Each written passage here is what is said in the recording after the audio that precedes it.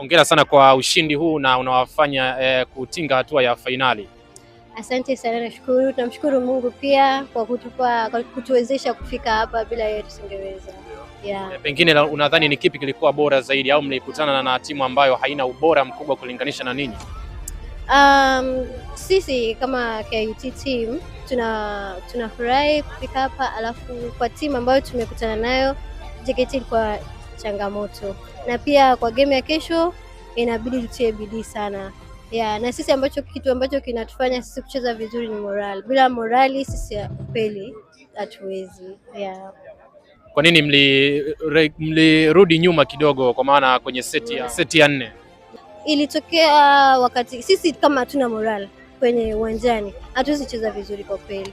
Na pia nashukuru mashabiki, bila wao kwa kweli hii game ilikuwa ngumu sana kwetu.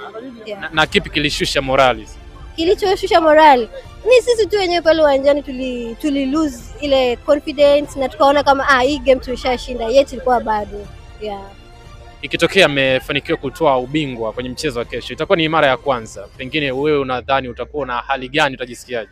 Kwa kweli kesho tukiwin that final, nitajisikia furaha sana, kwa sababu itakuwa mara ya kwanza sisi KUT kuwa washindi wa kwanza kwenye Dar River. Ni miongoni mwa wachezaji ambao wanashambulia vizuri sana. Nikiwa nje nimetazama ukiwa na uimara mkubwa kwenye kushambulia.